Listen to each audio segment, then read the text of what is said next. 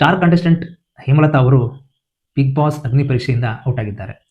ಹಾಗಂತ ಅಪ್ಡೇಟ್ ಬರ್ತಾ ಇದೆ. ಈಗಿನ ಪ್ರೊಮೋದಲ್ಲಿ ಇವತ್ತಿನ ಬಿಡುಗಡೆಯಾದ ಪ್ರೊಮೋದಲ್ಲಿ ತೋರಿಸಿದ್ದಾರೆ. ಅದು ಏನು ಪ್ರೊಮೋ ನೋಡ್ಕೊ ಬನ್ನಿ.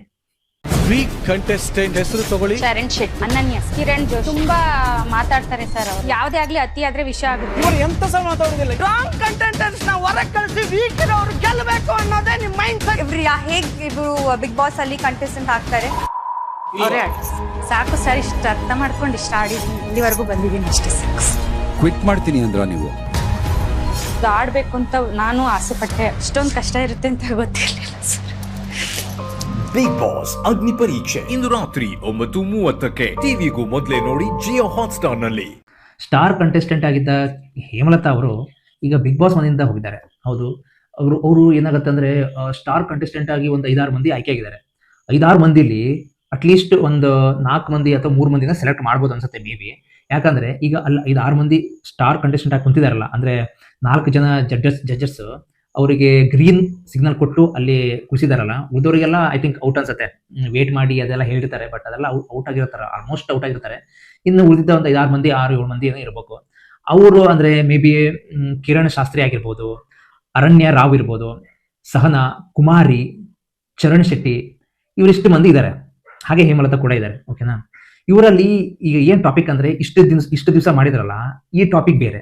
ಇವಾಗ ಏನ್ ಮಾಡ್ತಿರಲ್ಲ ಅಂದ್ರೆ, ಅವಾಗ 60 ಮಂದಿ ಕಂಟೆಸ್ಟೆಂಟ್ ಅಲ್ಲಿ ನಾವು ಟಾಪ್ ಅಂದ್ರೆ ಸ್ಟ್ರಾಂಗ್ ಇರೋರು ಯಾರು, ವೀಕ್ ಇರೋರು ಯಾರು ಅಂತ ಕಂಡುಹಿಡಿಬೇಕಿತ್ತು. ಅದು ಜಡ್ಜಸ್ ಕೆಲಸ ಆಗಿತ್ತು. ಬಟ್ ಈಗ ಏನಾಗ್ತದೆ, ಈಗ ಇರೋರೆಲ್ಲರೂ ಸ್ಟ್ರಾಂಗ್ ಕಂಟೆಸ್ಟೆಂಟೇ.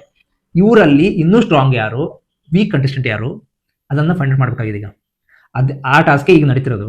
ಇದರಲ್ಲಿ ವೀಕ್ ಕಂಟೆಸ್ಟೆಂಟ್ ಆಗಿರೋರಿಗೆ ಏನಾಗುತ್ತೆ ಅಂದ್ರೆ, ಪಾಪ ನೀವು ವೀಕ್ ಕಂಟೆಸ್ಟೆಂಟ್ ಅಂತ ಹೇಳಿದಾಗ ಭಾರಿ ಕಷ್ಟ ಆಗುತ್ತೆ, ಅಂದ್ರೆ ಒಂಥರ ಪೇನ್ ಆಗುತ್ತೆ. ಯಾಕಂದ್ರೆ ನಾವು ಈ ಸ್ಟ್ರಾಂಗ್ ಇದ್ರಲ್ಲಿ ಬಂದ್ಕೊಂಡು ಮತ್ತೆ ಇದರಲ್ಲಿ ವೀಕ್ ಅಂತ ಹೇಳಿದ ತಕ್ಷಣ ಭಾರಿ ಬೇಜಾರಾಗ್ತದೆ. ಈಗ ನಾವು ಒಬ್ಬರಿಗೆ ಸಪೋಸ್ ಈಗ ನಾವು ಒಂದ್ 3-4 ಮಂದಿ, ಒಂದು 5-6 ಮಂದಿ ಇರ್ತಾರೆ. ಅದರಲ್ಲಿ 3 ಮಂದಿನ ನಾವು ಸೆಲೆಕ್ಟ್ ಮಾಡಿ ವೀಕ್ ಕಂಟೆಸ್ಟೆಂಟ್ ಅಂತ ಸೆಲೆಕ್ಟ್ ಮಾಡಬೇಕಾಗತ್ತೆ.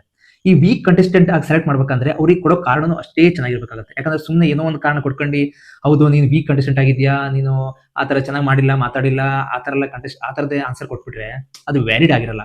ಈಗ ನಾವು ಏನ್ ಮಾಡ್ಬೇಕಂದ್ರೆ, ಅಂದ್ರೆ ನಾವು ಅವ್ರಿಗೆ ವೀಕ್ ಕಂಟೆಸ್ಟೆಂಟ್ ಹೇಳಲಿಕ್ಕೆ ನಮ್ಮಲ್ಲಿ ಏನ್ ಅರ್ಹತೆ ಇದೆ, ನಿಮ್ಮಲ್ಲಿ ಅದು ಏನ್ ವೀಕ್ನೆಸ್ ಏನಿದೆ ಅದನ್ನ ಹೇಳ್ಬೇಕಾಗತ್ತೆ. ಈಗ ನಾವು ಅದನ್ನ ವ್ಯಾಲಿಡ್ ಪಾಯಿಂಟ್ ನಿಮ್ಗೆ ಅವ್ರಿಗೆ ಹೇಳಿದ್ರೆ ಅವಾಗ ಜಡ್ಜಸ್ ಓಕೆ ಅಂತ ಹೇಳ್ಬೋದು. ಈಗ ಇಲ್ಲ ಸುಮ್ಮನೆ ನಾವು ಏನೇನೋ ಮಾತಾಡ್ಕೊಂಡು ಏನೇನೋ ಹೇಳಿ ವ್ಯಾಲಿಡ್ ಪಾಯಿಂಟ್ ಯಾವ್ದೋ ಇರ್ಬೋದು, ನೀವು ಅದಕ್ಕೆ ಕೌಂಟರ್ ಹೆಂಗ್ ಕೊಡ್ತೀರಾ? ಅವ್ರು ಏನಾರು ರಿಪ್ಲೈ ಕೊಟ್ರೆ, ಅವ್ರು ಏನಾರು ಕೌಂಟರ್ ಕೊಟ್ರೆ ನೀವು ರೀಕೌಂಟರ್ ಕೊಡ್ಬೇಕಾಗತ್ತೆ. ಇದು ಒಂದು ಟಾಸ್ಕ್ ಇರುತ್ತೆ. ಓಕೆನಾ?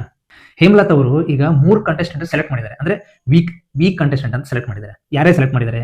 ಚರಣ್ ಶೆಟ್ಟಿ, ಅನನ್ಯ ರಾವ್ ಮತ್ತೆ ಕಿರಣ್ ಶಾಸ್ತ್ರಿ. ಅವರು ಹೇಮಲತಾ ಅವ್ರು ಏನ್ ಹೇಳ್ತಾರೆ ಅಂದ್ರೆ, ಹೌದು ಅವ್ರು ಏನ್ ಹೇಳ್ತಾರೆ ಅಂದ್ರೆ, ನೀವು ತುಂಬಾ ಮಾತಾಡ್ತೀರಾ ಚರಣ್ ಶೆಟ್ಟಿ ಅವರಿಗೆ ನೀವು ತುಂಬಾ ಮಾತಾಡ್ತೀರಾ, ಅದು ಒಂಥರ ಇರಿಟೇಷನ್ ಆಗುತ್ತೆ ಅದನ್ನ ಕೇಳಲಿಕ್ಕೆ.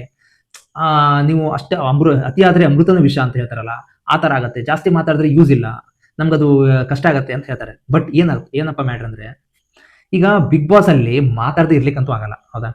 ಬಿಗ್ ಬಾಸ್ ಅಲ್ಲಿ ಮಾತೇ ಮೃತ್ಯು ಆಗ್ಬೋದು. ಬಟ್ ಏನಾಗತ್ತೆ ಅಂದ್ರೆ, ಈಗ ನೀವು ಸೈಲೆಂಟ್ ಆಗಿದ್ದಿ, ಸೈಲೆಂಟ್ ಆಗಿ ನಾರ್ಮಲ್ ಡೇಸ್, ನಾರ್ಮಲ್ ಎಲ್ಲ ಹಿಂಗೆ ಊಟ ಆಯ್ತಾ, ತಿಂಡಿ ಆಯ್ತು, ಈ ತರ ನಾರ್ಮಲ್ ಆಗಿದ್ರೆ ನಡೆಯಲ್ಲ. ಯಾವತ್ತು ಬಿಗ್ ಬಾಸ್ ಕಂಟೆಸ್ಟೆಂಟ್ ಆಗಿ ಹೋಗ್ಬೇಕಂದ್ರೆ ನಾವು ಟಾಪ್ ಅಲ್ಲಿ ಇರ್ಬೇಕು ಅಂದ್ರೆ ನಾವು ಮಾತಾಡ್ಲೇಬೇಕು, ಸಂದರ್ಭಕ್ಕೆ ತಕ್ಕಂತೆ ಜಗಳ ಆಡ್ಲೇಬೇಕು, ಅದಕ್ಕೆ ಮುರಜೆ ಮಾಡ್ಕೊಳ್ಲಿಕ್ಕಿಲ್ಲ. ಇವ್ರಿಗೆ ಏನಾಗಿದೆ ಪರಿಸ್ಥಿತಿ, ಈಗ ನಾವು ವಿಟಿ ನೋಡ್ದಂಗೆ, ಇದು ಪ್ರೊಮೋ ನೋಡಿದಾಗೆ ಅವರಲ್ಲಿ ಏನೋ ಒಂಥರ ಹೆದರಿಕೆ ಸ್ಟಾರ್ಟ್ ಆಯ್ತು. ಏನಪ್ಪ ಇವ್ರು ಈ ತರ ಜಗಳ ಆಡ್ತಾರೆ, ನಾ ಇಲ್ಲಿ ಬಿಗ್ ಬಾಸ್ ಒಳಗೆ ಹೇಗಿರ್ಲಿ ಅನ್ನೋದು ಹೆದರಿಕೆ ಸ್ಟಾರ್ಟ್ ಆಗಿದೆ. ಪಾಪ ಹೇಮಲತಾ ಅವ್ರದ್ದು ತಪ್ಪಂತ ಹೇಳಕ್ಕಾಗಲ್ಲ. ಯಾಕಂದ್ರೆ ಪಾಪ ಅವರು ಹಳ್ಳಿ ಬಂದವರು, ಅವರಿಗೂ ಪಾಪ ಇದೆಲ್ಲ ಗೊತ್ತಿರಲ್ಲ. ಅವ್ರು ಏನೋ ಒಂದು ನಾ ಮಾಡ್ತೀನಿ ಒಂದು ಛಲದಿಂದ ಬಂದರೆ. ನನಗೂ ತುಂಬಾ ಇಷ್ಟ ಆಗಿತ್ತು. ಯಾಕಂದ್ರೆ ಅವ್ರದ್ದು ಸ್ಟಾರ್ಟಿಂಗ್ ಅಲ್ಲಿ ಹಾಡು ಹೇಳ್ಕೊಂಡ್ ಬಂದಿದ್ರು ಅವರು. ಕಡೆಗೆ ಅದಾದ್ಮೇಲೆ ಅವರು ಮಿಮಿಕ್ರಿ ಮಾಡ್ತಾರೆ, ಇಂಗ್ಲೀಷಲ್ಲಿ ಮಾತಾಡ್ತಾರೆ, ಎಷ್ಟು ಚೆನ್ನಾಗಿ ಇಂಗ್ಲೀಷಲ್ಲಿ ಮಾತಾಡಿದ್ರು, ನನಗೂ ಖುಷಿ ಆಯ್ತು. ಈ ತರ ಇರ್ಬೇಕಾದ್ರೆ ಅವರು ಜಡ್ಜಸ್ ಕೂಡ ಖುಷಿಯಾಗಿ ಸೆಲೆಕ್ಟ್ ಮಾಡಿದ್ದಾರೆ, ಸ್ಟಾರ್ ಕಂಟೆಸ್ಟೆಂಟ್ ಆಗಿ ಸೆಲೆಕ್ಟ್ ಮಾಡಿದ್ದಾರೆ. ಬಟ್ ಈಗ ನೋಡೋಕ್ಕಿದೆ, ಇವರು ಇರ್ತಾರಾ ಇಲ್ವಾ ಅನ್ನೋದೇ ಈಗ ಡೌಟ್ ಆಗಿದೆ. ಕಡೆಗೆ ಇವರು ಇಷ್ಟೆಲ್ಲ ಜಗಳ ಆಡಿ ವಾದ ವಿವಾದ ಎಲ್ಲ ಮಾಡಿದ್ಮೇಲೆ ತಲೆ ಹಾಳಾಗ್ತದೆ ಇವರಿಗೆ. ನಾನು ಇಲ್ಲಿಂದ ಡ್ರಾಪ್ ಮಾಡ್ತೀನಿ ಸರ್, ನಾನು ಆಗ್ತಿಲ್ಲ, ನಾನು ಬಿಟ್ಟೋಗ್ತೀನಿ, ನಾನು ಇಲ್ಲಿ ತನಕ ಬಂದಿರೋದೇ ಖುಷಿ ಇದೆ, ನನಗೆ ತುಂಬಾ ಖುಷಿ ಇದೆ ಅಂತ ಹೇಳ್ತಾರೆ.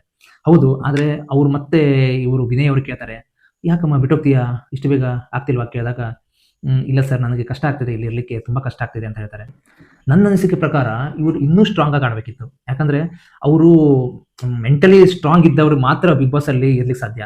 ಇಲ್ಲ ನಾವು ಅವ್ರು ಹೇಳಿದ ತಕ್ಷಣ ಹೆದರ್ತಾರೆ ಅಂದ್ರೆ ಮೇ ಬಿ ಡ್ರಾಪ್ ಆಗೋ ಚಾನ್ಸ್ ಇರುತ್ತೆ. ಯಾಕಂದ್ರೆ ಈಗ ಇಲ್ಲೇ ಇಷ್ಟು ಸಣ್ಣ ವಿಚಾರಕ್ಕೆ ನಾನು ಹೋಗ್ತೀನಿ ನಂತರ ಆಗ್ತಿಲ್ಲ ಅಂತ ಈ ತರ ಪಾಪ ಹೆದರ್ತಾ ಇದ್ದಾರೆ. ಪಾಪ ಅದು ತಪ್ಪಂತ ಹೇಳಕ್ಕಾಗಲ್ಲ, ಹೆದರ್ತಿದ್ದಾರೆ. ಇನ್ನು ಮತ್ತೆ ಬಿಗ್ ಬಾಸ್ ಅಲ್ಲಿ ಯಾವ ಟೈಪ್ ಟಾಸ್ಕ್ ಉಂಟು, ಯಾವ ಟೈಪ್ ಜಗಳ ಉಂಟು, ಯಾವ ತರ ದ್ವೇಷ ಅಸೂಯೆ ಏನೇನ್ ಆಗತ್ತೆ, ಅದೆಲ್ಲ ಸಹಿಸ್ಕೊಂಡಿರ್ಲಿಕ್ಕೆ ಮೇ ಬಿ ಡೌಟ್ ಇವ್ರ ಹತ್ರ ಕಷ್ಟ ಆಗ್ಬೋದು ಅನ್ಸುತ್ತೆ. ಅಂದ್ರೆ ಸ್ವಲ್ಪ ಸ್ಟ್ರಾಂಗ್ ಇರಬೇಕಾಗತ್ತೆ. ಈಗ ಸುಮ್ನೆ ಅವರೆಲ್ಲ ಸುಮ್ನೆ ಬಂದಿಲ್ಲ, ಅಂದ್ರೆ ಈಗ ಬಿಗ್ ಬಾಸ್ ಬರೋರು ಅವರೆಲ್ಲ ಯಾವ್ದೇ ಒಂದು ಸಣ್ಣ ವಿಚಾರ ಸಿಕ್ಕರೆ ಸಾಕು ದೊಡ್ಡದು ಮಾಡ್ತಾರೆ. ಅಂಥದ್ರಲ್ಲಿ ಪಾಪ ಇವ್ರಿಗೆ ತುಂಬಾ ಕಷ್ಟ ಆಗ್ಬೋದು ಅನ್ಸುತ್ತೆ. ಮೇ ಬಿ ಇನ್ನೂ ಸ್ವಲ್ಪ ಸ್ಟ್ರಾಂಗ್ ಆಗಿರ್ಬೇಕು. ಸ್ಟ್ರಾಂಗ್ ಆಗಿದ್ರೆ ಬಿಗ್ ಬಾಸ್ ಅಲ್ಲಿ ಉಳಿಬಹುದು. ಓಕೆ, ನಿಮ್ಮ ಅನಿಸಿಕೆ ಅಭಿಪ್ರಾಯಗಳನ್ನು ಕಮೆಂಟ್ ಮೂಲಕ ತಿಳಿಸಿ. Thank you.